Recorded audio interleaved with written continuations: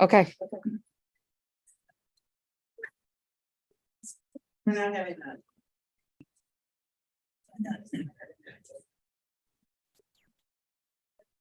I don't know, I think we've been on the speaker. Sure.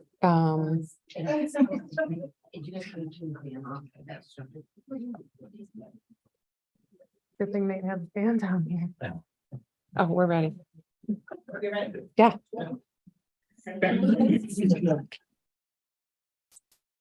Hey, good evening.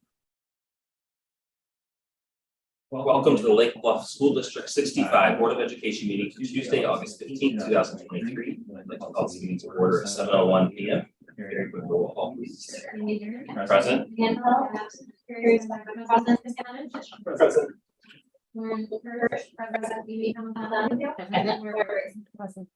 Okay, we have a quorum, so again, please join me in the pledge of allegiance. I pledge allegiance to the flag of the United States of America, to the republic which stands one nation under God, indivisible, with liberty and justice for all. Now is the opportunity where we read the mission and values for. So I will turn that over to whoever would like to.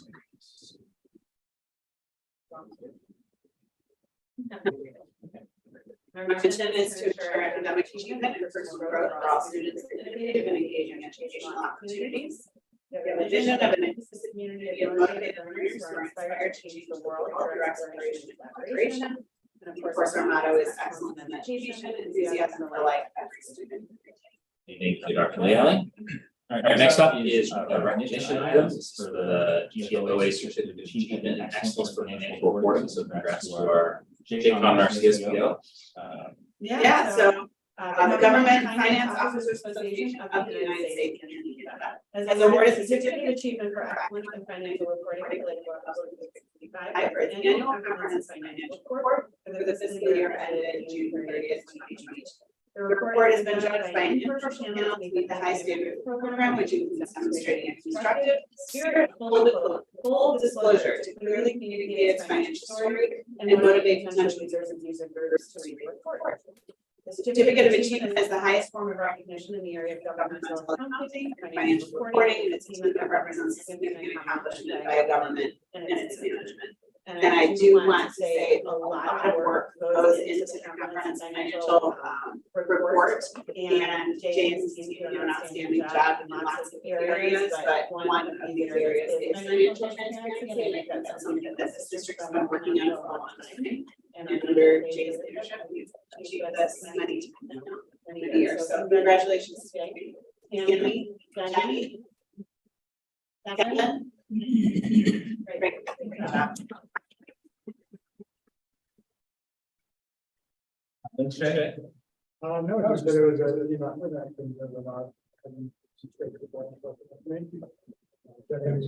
to figure out other things. So she's not doing her report.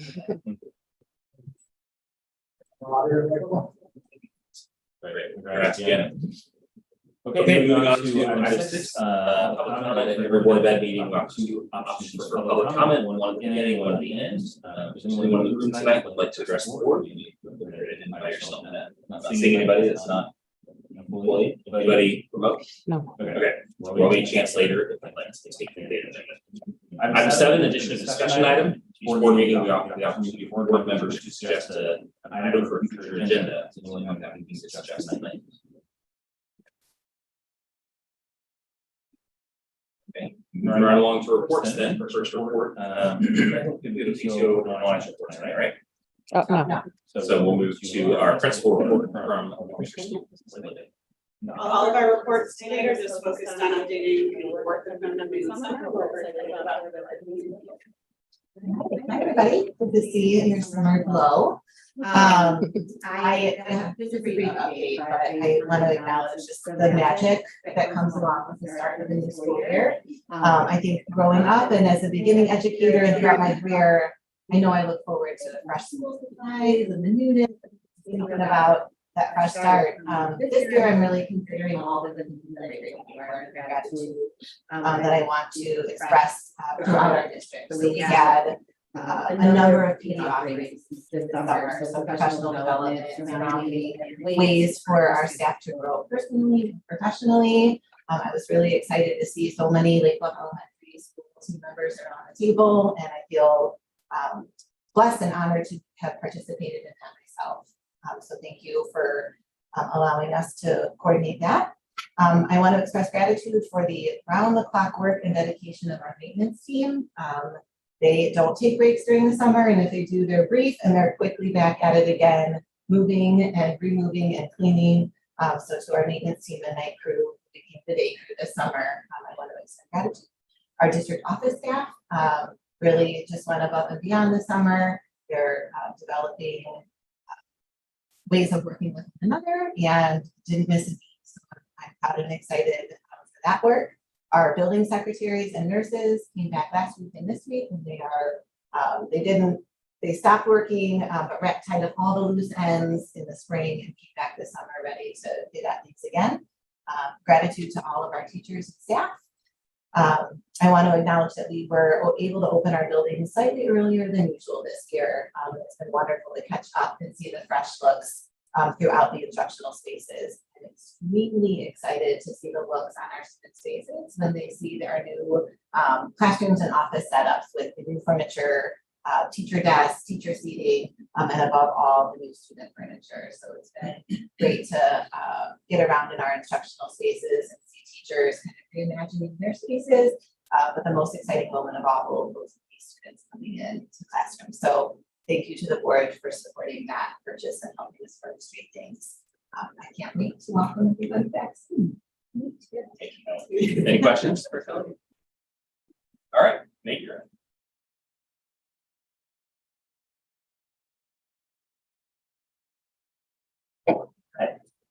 similar to LBES, there's been a lot of professional development going on with the middle school staff. It's been great to be able to connect. In the summer, it just feels different. You know, when you're missing your class time and you've got a sub in your classroom when you're teaching and or preparing for someone else to teach your class and then being available to learn and participate in professional development, it's a little more challenging. So it definitely is a nice time in the summer to get everyone around the table. We've done some great work with our foundations training, taking a look at building procedures and processes, spending some time looking at advisory programming and the SEL programming that was part of that, and some great things are coming forward, and we'll certainly be bringing more information about that to you. But it was a lot of hard work and dedication, even though teachers were technically off this summer. We're not. So I was very grateful for that. I also want to mention, just as Kelly has the hard work that our maintenance and custodial crew has done to get this building back in shape, and there's still work to be done, and they are hard at work doing it. Annie Garcia has been a tremendous asset and has been on top of things and really coordinating the furniture donation and delivery and installation of the new furniture, and it looks just outstanding. I put a picture of that along with the in process parking lot project today, and we've got a lot of feedback already on Instagram about that. But parking lot, I've never been so excited for parking lot. It's right in front of my office too, so I've gotten to see every step of it. At one point, there was a very large digger reaching up toward the window, and it was frankly very distracting, and so I had to move to another place. But also cool to watch. There was a little guy out front on the staircase with his mother, or perhaps the babies are just watching. That was good. So it was very cool to see that. I've already talked to Jay. We're going to make sure to get a final count on the number of bricks that will be part of the permeable pavers out there. I see some opportunity for trivia in the future, like middle school, with that number in mind. And more importantly, aside from the aesthetics, is the functionality that we're going to drop off and pick up at the end of the day. I think I mentioned this in the previous board meeting, but it'll allow parents to actually have a proper pickup and drop off loop coming through the parking lot at the beginning and the end of the day, getting the students off that parking lot surface where they were locking their bikes previously. And now there'll be a sidewalk and then bike lock place to lock the bikes. So I'm very excited about that. And of course, I have to mention and thank our generous PTO and their support of the sport court. is installed. The grass is coming in lush and green. The landscaping is looking great. The maintenance crew continues to keep it watered. And so we're looking forward to officially opening that for business here very soon. Thank you very much. Questions for Nate? Okay. Jay, I know we have you later for budget, but anything? Yeah, I guess I want to reiterate what both Nate and Kelly have said about our maintenance team. We've been a tremendous addition. We've really done great work, not only in coordinating the furniture, but also in looking at the building with a fresh eye and making some changes and putting in some processes. So I think that's been going very well. The furniture has already been delivered and installed, and all the old furniture has been moved out, and that was something that we were worried about with that transition. Furniture came in earlier than we expected, and so we had to do that. I also want to, you'll be meeting Kevin Colts in a few minutes as he introduces himself. He's been another great addition to our team this summer and has hit the ground running, and in just a month has already checked off a million things. Jay doesn't exaggerate. So we're very happy to have Kevin, and just wanted to update you on some of the projects. So the roof has been completed and is watertight. It's all about very copious months of rain we've had recently, so that's been good. Parking lot, they got a little bit of a late start, and then as you know, we were delayed. They found some poor soils, and thank you to the board for helping us address those. I think we made the right choice. Costs a little bit more, but we still are pretty much on the original estimate for that time because they factor in contingency for those kinds of things. So the plan is that they will continue laying the bricks and finish the concrete work, and that we will have asphalt and will be parkable by the end of the day center. Lighting, finishing touches in the landscaping, and what we've done on weekends while school starts. We've also ordered some new bike racks. We're using the old ones until the new ones come in. So and then at the elementary school, they have not begun yet because all the things, the bollards and planters are still on order, and they will be doing seal coating and all of that other work on weekends. Days off until it gets done. This so that's progress. Furniture, as I said, is already in place, and it's fourth quarter. We've had kids playing on it also already, so pretty well. So let's start financial lessons next week. So we just got to work through this year. And Seems like all you do is finance stuff. It's weird. Must love it. Any questions for Jay? Okay, great. Thank you, Jay. And Tracy, I think, is joining us on Zoom, right? She is. Hi, Tracy. Hi, everyone. I'll Sorry. try to turn you up. Maybe a little more volume. Can you hear me okay now? There we go. Yeah, thank you. Perfect. All right. Well, our student services department has been busy this summer. As you know, in June, Kathleen Turner Kwok ran a very successful summer scholars program that included both summer school and extended school year. Tomorrow, our multilingual team has a summer work day.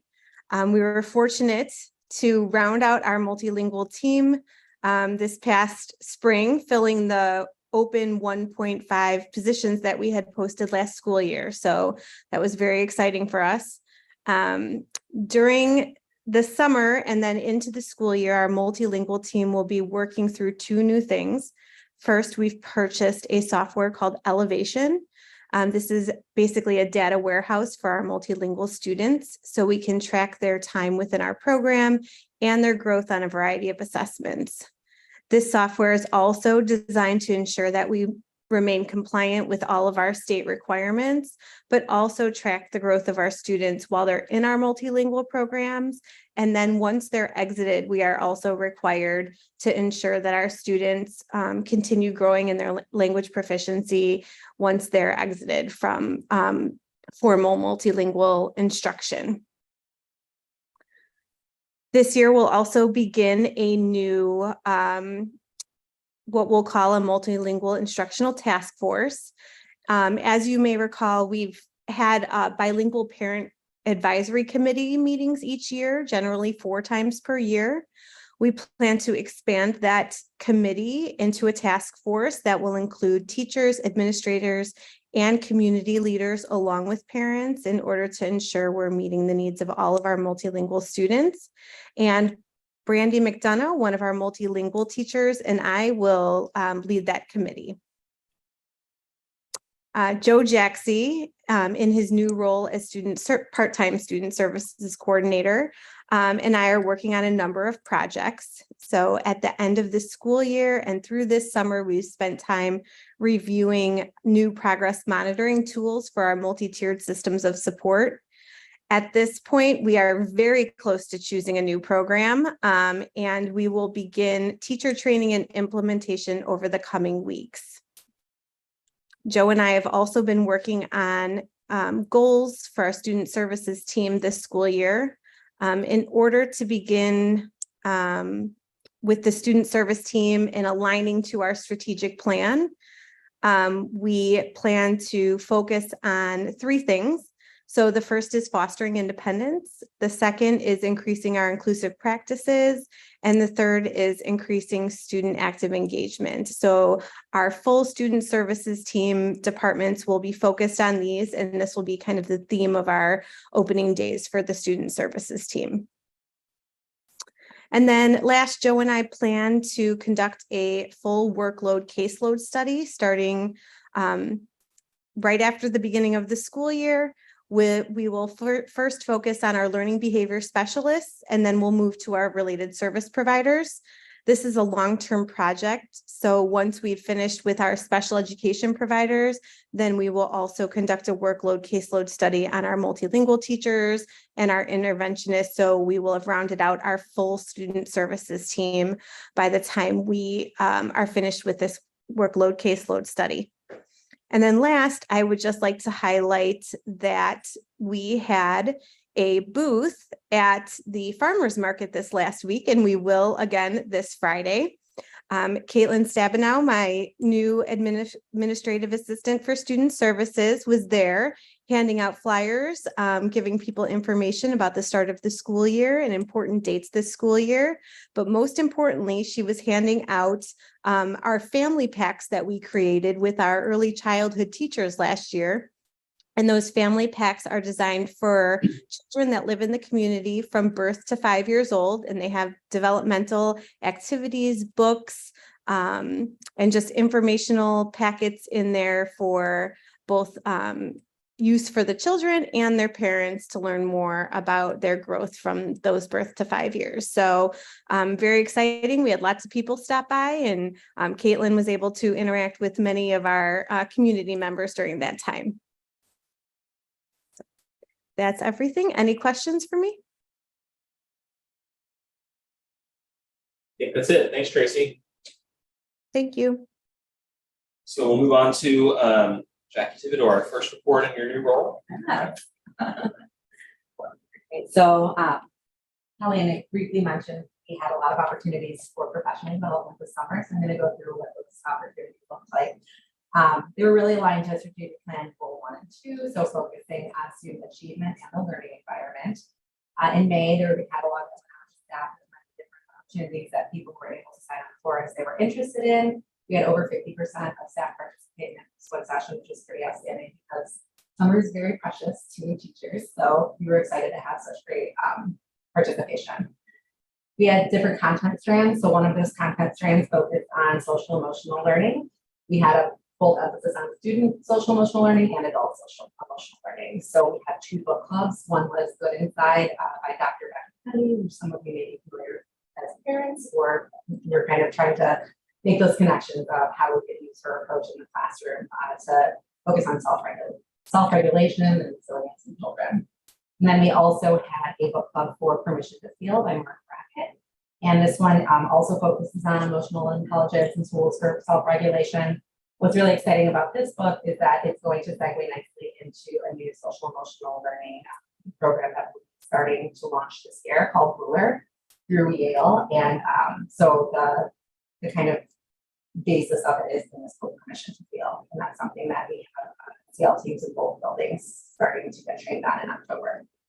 And then we also had a Shiva Guru, a podcast extraordinaire, come and do a session with us on living deliberately. So again, working on how to channel emotions that might be challenging and how to then the session was so successful that the second session we had even more teachers come, and it was so well received that we are actually having her institute next week so that the full staff can go through her training. So we're really excited to have her come back. We had sessions on in-house leadership for our Lake Bluff University that will be relaunching this fall. We had teachers coming in who will be leading sessions for in-house professional development opportunities based on the expertise that the teachers here in the buildings have. And then related to curriculum and instruction specifically, we had some English language arts vertical articulation. This was focused to evaluate some of our core resources as we consider our guaranteed viable transparent curriculum. Specifically, we wanted to discuss how we are addressing phonics and phonemic awareness. And then also we had Amy Heineke come in from Loyola, who walked us through the Understanding by Design framework. She taught us a little bit more about how we can take the resources that we're currently using and adapt and apply them into writing our own curriculum that's a little bit more user-friendly and transparent to the community. So we are grateful to have these opportunities this summer, and we're eager to continue moving forward this work for our students. Question, Jackie. Thanks very much. Next up, I think also Kevin Colts, your first report as tech coordinator, right? Yeah. Everybody, Kevin Foltz. I am coming from Prospect High School in High School District 214. And I am excited to be in a smaller environment.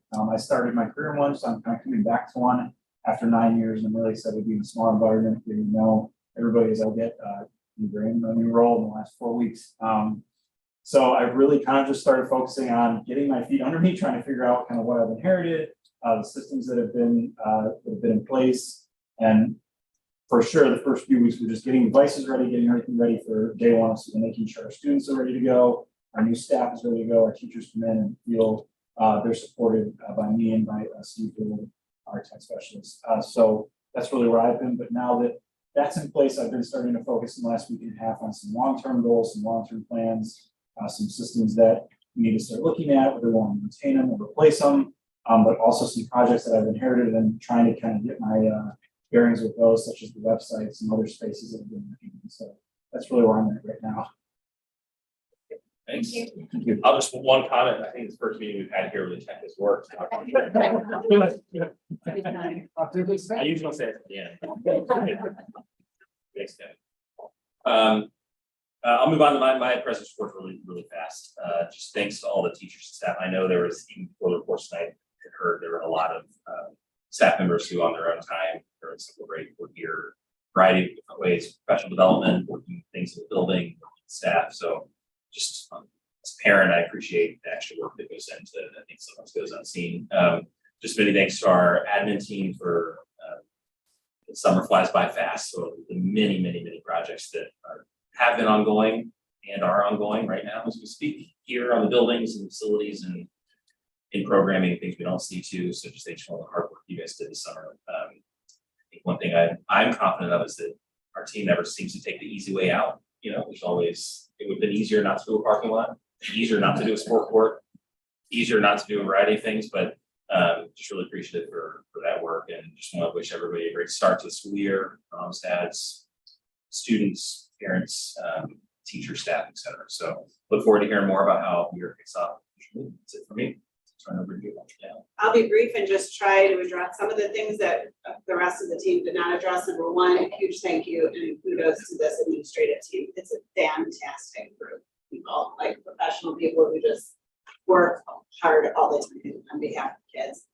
We've spent a lot of the summer hiring. I think right now we might be close to fully staffed as of today. So it's been an all summer project. There are shortages everywhere, and we are still pulling in quality candidates that I think people are going to be really impressed with. Tracy mentioned Caitlin at the district office as a new staff member. She's been amazing. Caitlin did organize the event at the farmers market. She really enjoyed doing that, meeting some of our community. Andrea is back with us at the district office. Andrea, Trish, Reedy, and Steve Wolf went to Power School University earlier this summer to get, that is an actual thing, Power School University, they graduated, they're good. And Andrea's presence at the district office has made a difference for our multilingual families already. We have a lot more families coming in. It's making me so happy to hear them here and feeling comfortable and having Andrea there to support them as our first Spanish speaking registrar. Our new teachers will be in later this week for their training, but a lot of our new teachers also participated in the summer professional development before they even started their first job. I got to know a lot of them. They're awesome. Our mentoring program has been updated, so kudos to Amanda Willie, Karina Huddleston, and Susanna Porto who are organizing that. Don't forget the ice cream social coming up this Thursday on the gazebo. We're ordering that, and we'll be gathering there after the tour, which is led by Nate and Joe, the bus tour around town. If you haven't done it, you might want to sign up. Today we had new teachers and guest teachers training at the district office. We talked about all of the things that they needed to know about.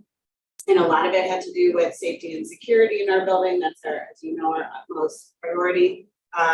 We have also had new surveillance cameras installed in both of the buildings. We have installed more deterrents in our buildings in terms of windows and vestibules.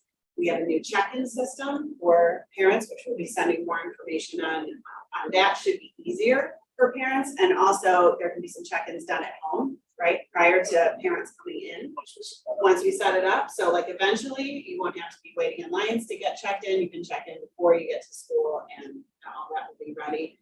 Alongside some training that we've done with the Lake Bluff Police Department, we had 3 of our team members go earlier this week to a tabletop exercise in Wisconsin that went through a simulated active threat drill.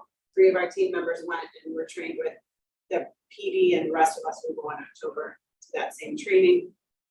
I'll be sending home a community message next week to the community that will also offer resources on safe gun storage. As you know, that's part of our school safety resolution that you passed last November. So those resources will go out again, along with encouragement, as always. If students see something, parents see something, to say something to us. Our students are our first line of defense, and we will be focused on building trusting relationships so that they can tell us when they have something that's concerning, so that we can address it right away.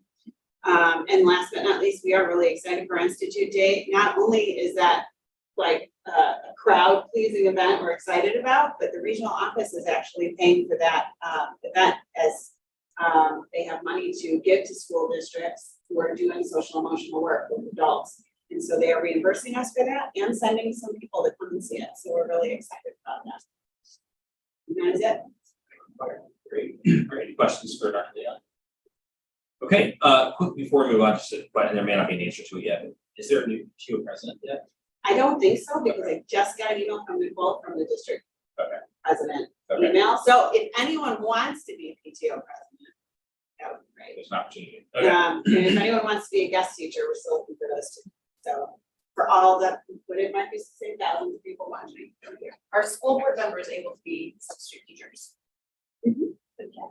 The guest teacher, the same. Nice. Well, they get to pick what they want. Just bring up whatever job you want. Yeah, I think we did, you guys did that. I don't know, I know we had talked about it, but I don't know. During COVID, we did that. Yeah, so you can. All right, great. Thank you very much. So we will move on to our discussion and presentations portion of the agenda. The first one, and by the way, I like that the and goals are now attached to the agenda. Smart. So pick up on that. That's awesome. So the first one is social media litigation comments guidelines. So Dr. Allen, Yeah, so I sent them a link out to get some more information for the board to become educated on this issue in the spring. Dora, I think, asked to have it added to future agenda items that we can discuss. Essentially, what this looks like is that there's a firm that's representing districts in Illinois that will be litigating the effects of social media on schools and school children. Specifically Meta, I think it's now X, and TikTok. I think those are the big players. It's a little bit different than a class action lawsuit. It's being litigated a little bit differently than that. It's an opt-in. So if districts in Illinois want to opt in to this, this action, they can. It would have to be a board resolution. We would have to enter into an agreement with Frantic because they're the ones that are organizing it. And from what I know, there are 4 districts that we regularly articulate with that are considering joining, maybe 5, and they're all up for discussion now. Districts have been joining since spring, probably the bulk, spring and fall. Some have been discussing over the summer. And essentially the incentive for joining earlier is if there are monetary damages awarded that the districts that signed on earlier would be awarded more funds. But from my understanding, the majority of what they're out for, the purpose of this is to really look at changing the algorithm that these social media platforms utilize to engage young people continuously over hours and hours, like my kids. And also to look at potential more parental controls in ways for the adults in kids' lives to be able to regulate some of the social media that they're engaged in.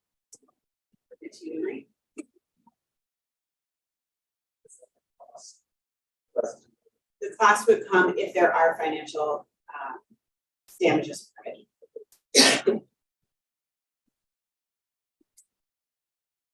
Say it again, Lisa, there would be cost if There'd be a minimal fee only charged if we were to get any financial compensation, if that makes sense. I just loaded this into the packet. Yeah, it's basically a summary of the YouTube video. So if you were to see that, districts like ours would probably be just signing on, but then as it talked about in the video, some bigger districts or districts that have had situations that are more impactful would maybe become a bellwether type district that would actually get involved in testimony. And then of course their financial commitment would be bigger, but they also may get damages. So my initial question to you when we talked about it in the spring was, would it create work?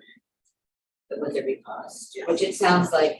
Cost would be minimal. They're saying right now the work would be minimal. I mean, essentially what we would be doing is writing up the impacts that we've had, generally speaking in our district. They're saying that the paperwork up front is pretty minimal. And so from what I read and researching it, the goal is to change the algorithm and then to point out, if not help schools with some of the hardship taken on by having to put resources towards the social emotional learning. Yep. And the mental health piece of I think some of the things that might be brought up too are like the impacts from like TikTok challenges that we've seen over the years too, damage to facilities or those things. Yeah. So have you heard from any of the other districts that are considering it, what some of I understand the hope for outcomes, but in terms of ramifications and costs being part of it, there's a discussion about that among admins. No, I mean, I think each board has a very different feeling about it, and not having signed on yet, no one's really interested in putting it out there as a consensus or what people are thinking because their boards haven't come. So Is it if we go forward with it and it starts taking a turn that we don't feel comfortable with, can we go back? it's a good question. I would have to ask them. Is it national or just? It's Illinois. But they've done it nationally. Yeah, so they referenced the Juul litigation that happened with vaping a while ago, and that was a pretty successful way to go about getting some regulation on vaping. And does it require anything of our parents or teachers? No. And it looks like across the country, different states are doing it, right? So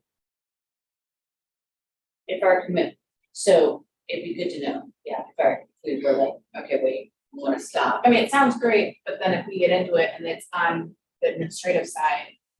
Yeah. Taking too much time. I would want to have the hour. Like this. I wouldn't. I mean, in all disclosure, I have not reached out to anyone from Right. Transit because they don't represent us yet. So what I would be looking for is consensus from the board to reach out to Transit and start that conversation. You get some more. I'm a little worried about like getting monetary reward for small information. Of like mental health issues of like our students, because that's what it feels like we're getting that information about our student database. Like I called for like.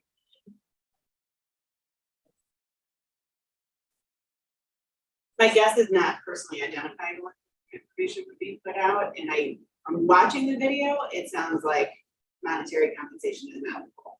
The really big overarching goal is the changes in how these things are being marketed to kids and how they are being designed to capture kids' attention. So I don't think the monetary side of it, that probably will be more for districts that have had truly Specific, events. like when I watched the video, I sort of took away from it. There are bigger schools who have very specific horrible incidents. Yeah. And the more schools join this, the more pressure it's on the company. So it seemed like, and correct me if I'm wrong, but a small thing that we can do to protect all of the students. And the teachers, like some of those is really critical. So there will be obviously a variety of steps we have to take forward as it progresses, but I think what you're asking for today is just our feelings around, or our trying to build consensus around just reaching out for. Yeah, I mean, if you'd like me to take the next step and get some more information about what specifically this would look like for our district, I'd be happy to do that. I just didn't want to go down that path, considering it's a firm that we don't completely work with. I know I'm definitely in support of that. I mean, I think getting information, understanding more about how it works logistically certainly makes sense to me, but any other thoughts on that one? I agree with that. I think if you look at it, I think we, it sounds like you have some questions. Yeah. Before we commit to anything, I think. Are there any other questions that I can specifically ask as I'm getting information? So one is, can we actually remove ourselves from Yeah, the suit? and I think as far as like How much time it will confidentiality take out. and confidentiality for like our students' names associated with it. Which would, I mean, that We would. wouldn't even have that. You know, It's kind of information open for, we would have things. I guess I'm picturing somebody from the firm.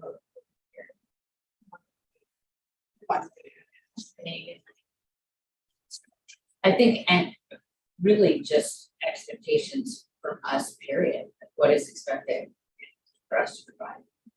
And what is it?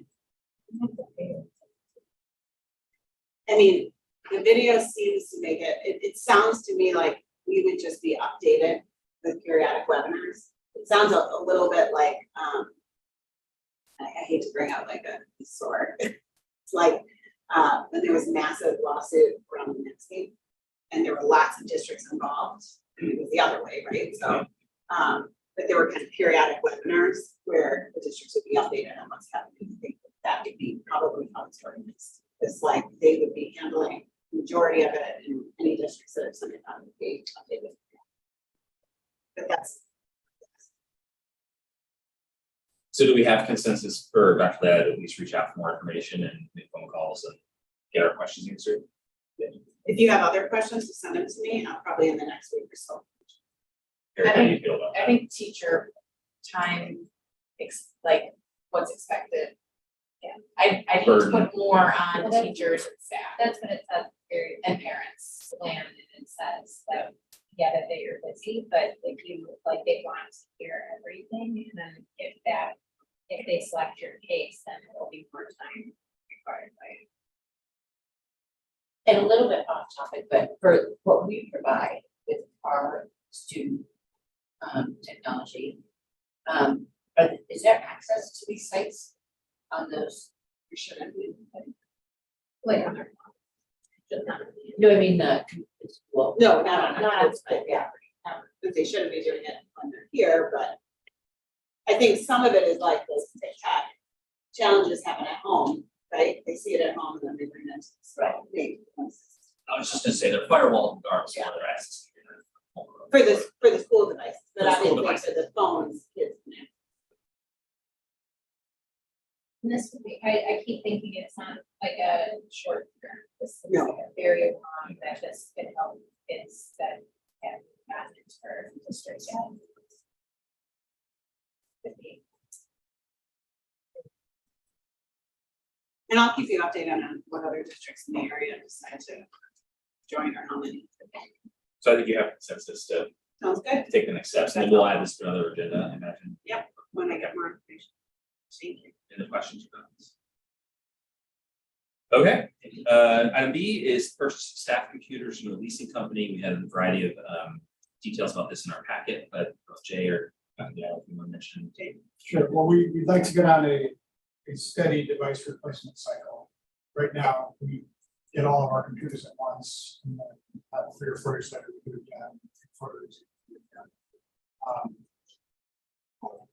Can you specify who are these computers for? These are staff computers, so teachers, students, staff. Like theirs for the 4 years, and then they have. So we used to purchase, and then 2 leases ago, we started leasing them. At the time, it was very attractive. You could pay 70 or 80% of the cost of the devices and use them for 4 years. And did that. When we gave them back the last time, the company was very stingy about normal wear and tear, which is what I would consider it. And, you know, because the leasing company, it wasn't dollar values, they were then, you know, the lease subtract the residual value, they were then sell those computers. So if their ability to sell them was diminished at all, they were charged for it. So we were charged quite a bit, and at that time we decided we're not going to lease computers anymore. And then COVID happened, and at the time we just said, all right, fine, we're leasing more time. So that was 4 years ago. And so I'm expecting when we return these computers to have to pay a pretty hefty damage fee already. And so the thought was, why don't we just buy them outright? If we buy them now, we get a discount, and then we'll have a stock of computers that we can use and sort of spread out our new computer purchase for the future. Then when we're done with these computers, we still have to go to sell computers. That's what we did before.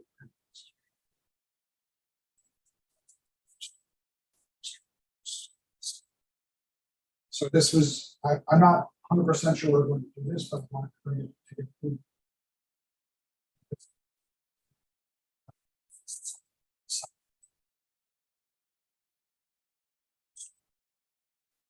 Just so I make sure I have it right, if the damage assessed on each unit is similar to what it was 4 years ago, it would be like 164. We could buy them for 214 each. And they're all only $50 per unit. Yeah. To buy them and just be free. So I'm looking at potentially paying that much and having nothing. Right. versus paying a little bit more and having That makes sense. Any discussion or questions? I had a couple. So we used to buy, and it's always been MacBooks, Yes. and so is there any reason why we do MacBooks, not Chromebooks, that is the same to That is it was a district decision.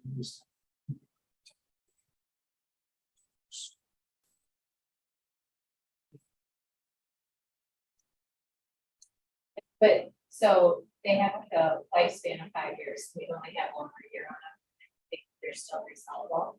I mean, the older the computer, the lower value. Yeah. 3 years are worth more. 4 years, 5 years. So I think maybe they were about $1,000.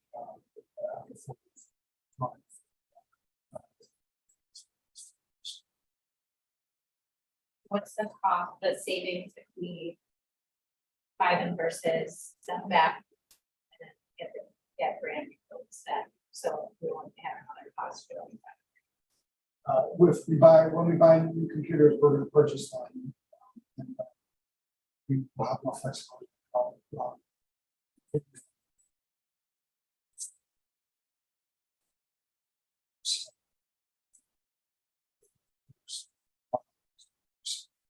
I mean, the other thing is that when we're swapping out with the staff, we open new ones, and we've got to send them back to the leasing company. We need to collect them from everybody, and we, inventory them, pack them, ship them, and then give off the kids, get the new ones. It's also quite which is.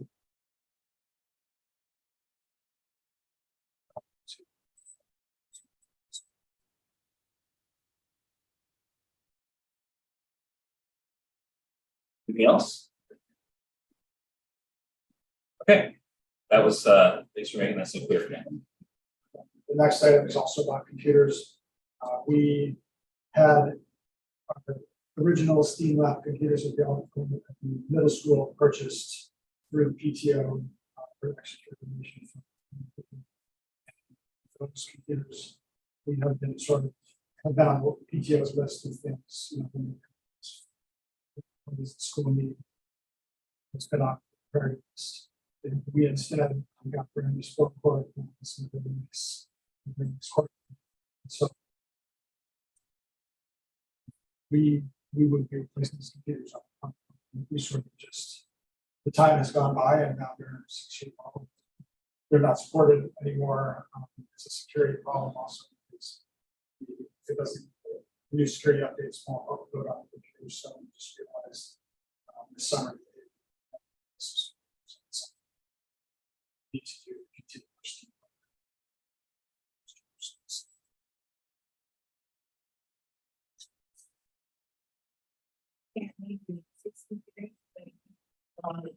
Well, again, they're very old and so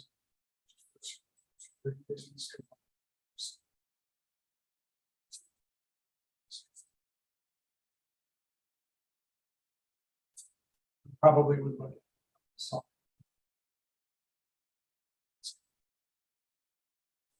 Also, we don't have a So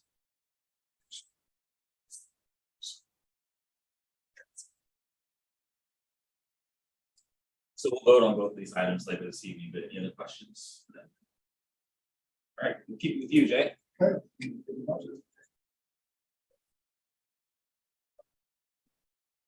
Didn't like this.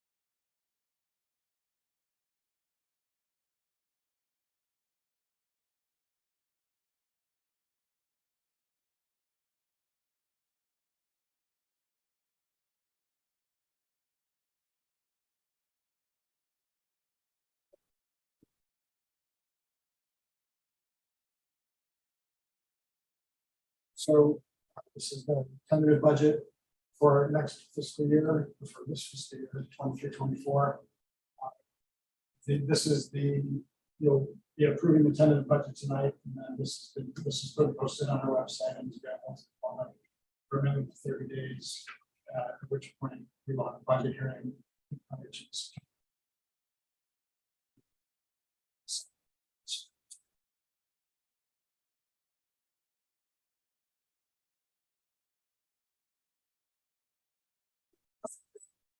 Oh, I see.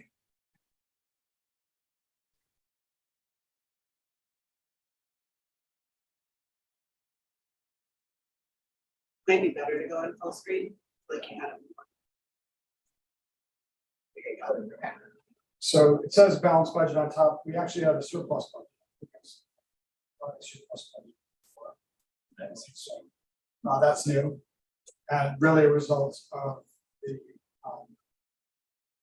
interest rates that we've seen. We've received about $500,000 of interest last year. That was a source of need to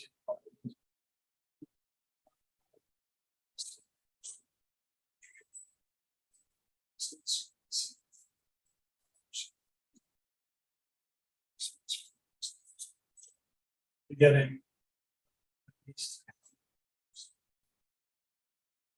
interest from this year.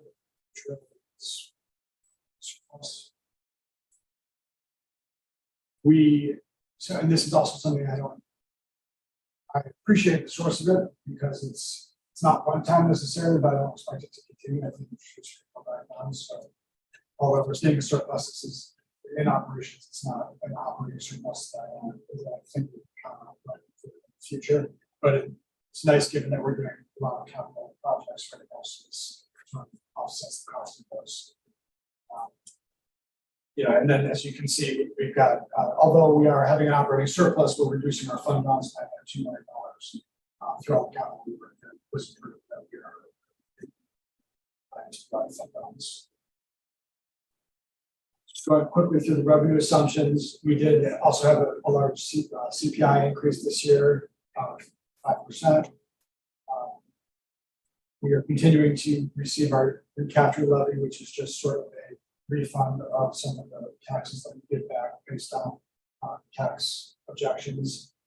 State revenue is flat with the exception of the maintenance grants. We received $100,000 in grants from the state last year for capital projects. One was for the OEES playground and one was for the air handlers summer. Corporate taxes also have been very high relative to his history, and just recently got the forecast from the state that they'll be going down by about 25%. As I said, interest income is going to be at least $500,000 next year, from surplus, and then federal grants. We have spent all of our COVID money and be getting no more federal grants.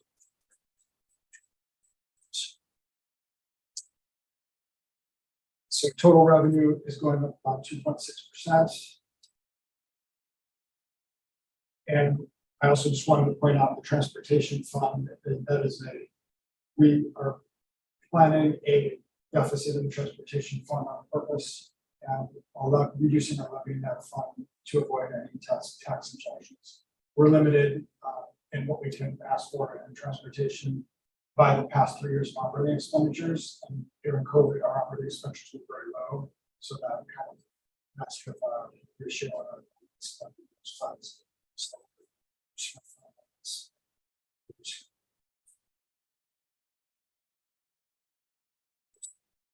People have seen this graph a lot. We are getting 89% of our revenue through property taxes. The other local has gone, it's typically about 5%, it's up to 7%. Again, that's driven by interest income, which is in that bucket, as well as the corporate taxes, which are high. Federal income is going down because we're done with our federal grant money from COVID, and the state has been pretty fine. Expenditures, the currently improved staffing plan has a small increase in FTE. We've made investments in multilingual and curriculum development and technology, and mental health support for both students and staff. We've retained our grant funded math specialists. We've increased some sections in the elementary schools in lower class size. We've restructured our technology department, and we had some retirements this year. I think the big headline also for expenditures is our benefits. This is another second. Our benefits are going up in total by 15%, and it's driven by really large increases in health insurance. This is something that is seen industry wide. I expect it to continue for this year. Our health insurance it's driven by more elective procedures that were delayed during COVID. People also did not go to the doctor and take care of themselves. So we're seeing chronic conditions be a lot worse. Diabetes, we're seeing a lot more cancers, screening. There's a lot of medical inflation and then a lot of drugs.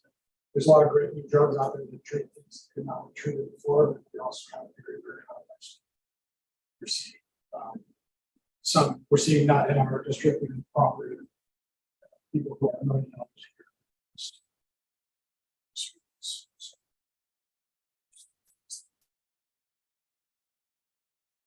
contract, we're seeing, we got pretty good renewals, but our contracts are going up between 3 and 5 or 6%. So see our purchase services are going up faster. And then our property casualty insurance also went up quite a bit. But special education costs are pretty flat. And we've got pretty strong one. So just looking at our expenditures, this is the look by fund. You can see a big increase in our capital projects. Those are the capital projects that we're doing. Everything else is single digits. Then the next slide is more helpful, looking at kind of what we spend our money on. In salaries, average increase for most classes, 1.3% this year. With some additional FTE benefits. That's the big. It's really driven by our health insurance. Purchase services. We retained a PR firm. Our contracts are going out. Struggle intervention fee, which is booked as purchase service. A lot of capital work is happening.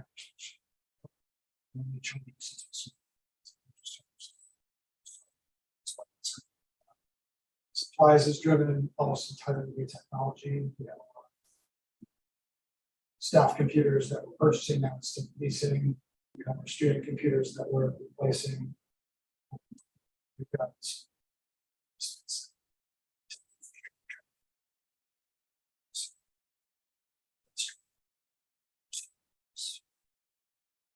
and capital, our parking lot, be about 1,000 budget stuff.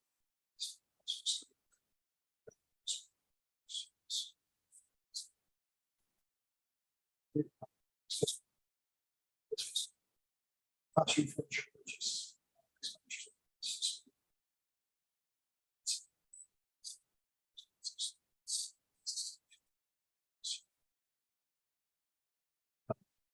Just looking at how it plays out, percentage wise, still about 2/3 of our total expenditures, including capital and debt service, are employees. It's a very personal, person-intensive business. Salaries and benefits are 2/3, and purchase services are also 30%.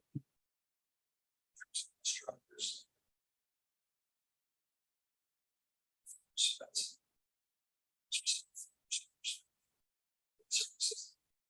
10% this year.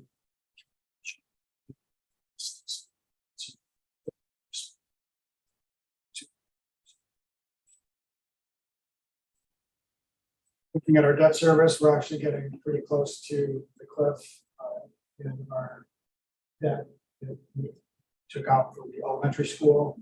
The yellow bars represent what we took out for middle school renovation in 2016. So we have level payments through 2029, and then level payments again after that. So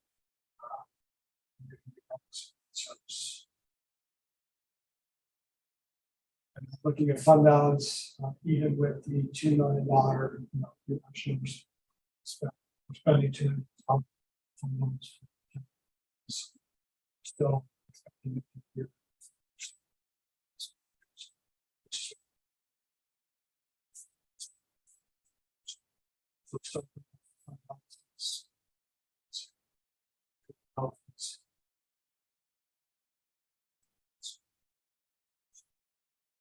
did just the last 2 years, I have budgeted for 10 rounds for buses and 9. So this year I budgeted for 9. People are more comfortable, I think, with the buses. So that is not reflected in this budget in the final budget. That's also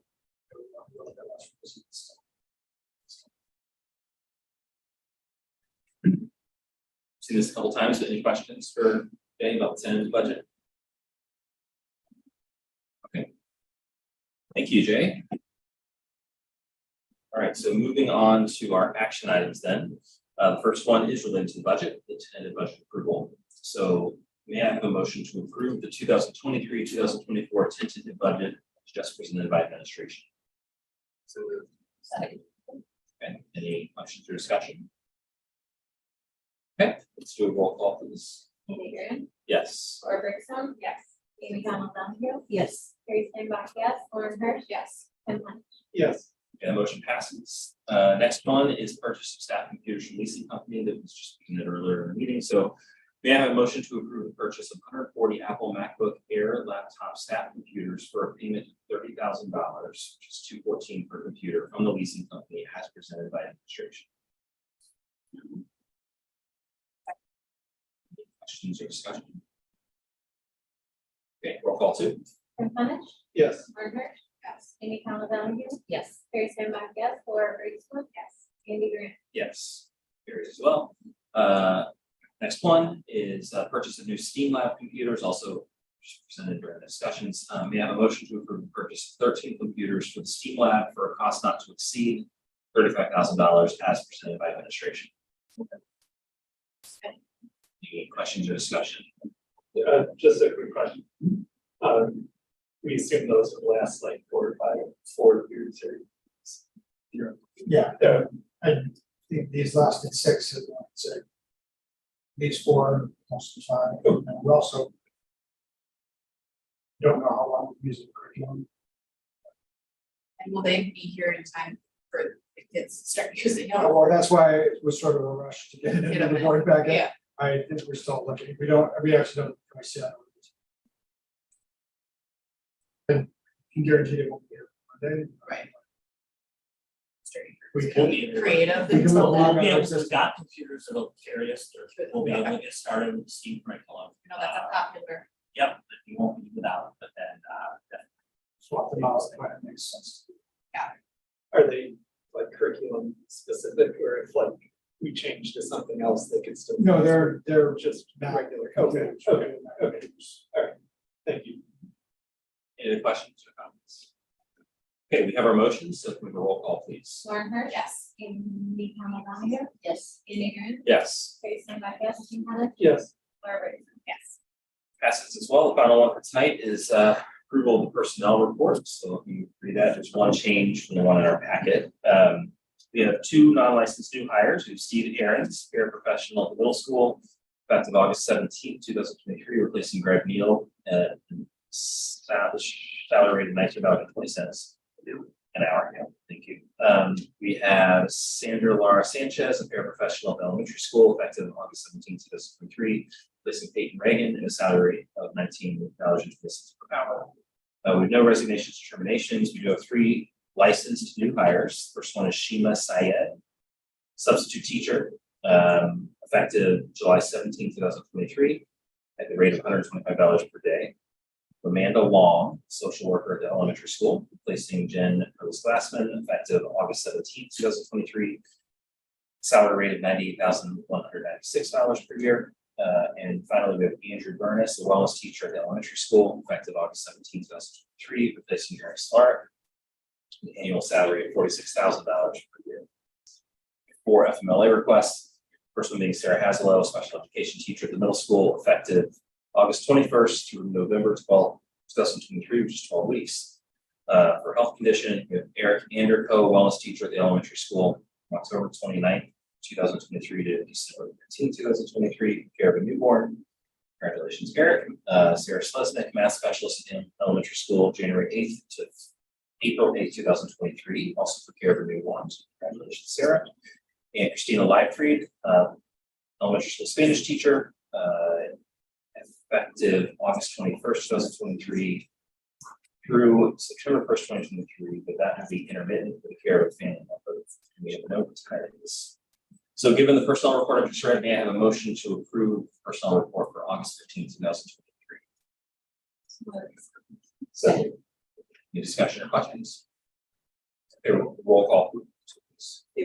I do. Oh, sorry. Is care of a newborn, you leave, or is it? Stated differently in previous. I'm Yeah. curious if it changed. Some of that language is slightly different. than we've seen in the past, right? Yeah. It's just how they say it.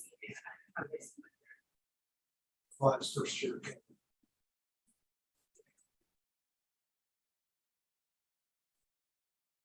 Get the motion. Okay, so then we can do a roll call, please. Carrie Steinbach, yes. Laura Brinkstone? Yes. Adrian? Yes, Tim Penich? Yes. Lauren Hirsch? Yes. And Amy Hamilton? Yes. passes as well. All right, finally, the consent agenda. This month's consent agenda includes following the open session meeting minutes from the June 20th regular Board of Education and budget hearing open sessions, June 27th Board Development Workshop, and the July 3rd special Board of Education meeting. Also includes the closed session meeting minutes from June 20th, 2023. Treasurer's report and the interest report, slightly different bills report. It was split up between regular bills and summer bills. Thank you for that. And the P card report. So would anyone like to have anything pulled out of the consent agenda for further discussion? Not hearing any, so may I have a motion to approve the consent agenda for August 15th, 2023 as presented by administration? Second. Any questions or discussion? Okay, roll call please. Laura Brinkstone? Yes. Tim Penich? Yes. Amy Hamilton? Yes. Carrie Steinbach, yes. Lauren Hirsch? Yes. And Adrian? Yes, passes as well. Moving on to FOIA requests, we had 3 FOIA requests this month. Details of the request from the board packet. This FOIA section of our agenda, as a reminder, is simply a report item and does not require approval. However, before we move on, are there any questions for the administration about the FOIAs? Okay. Now offer our second final public comment period for the evening. Again, we have nobody in the room. Okay, see you in the future meeting. And we'll move on to adjourn. So may I have a motion to adjourn the August 15th, 2023 Board of Education meeting at 8:06 p.m. So All in favor? Any opposed? We are adjourned. Thank you. Thanks, everyone.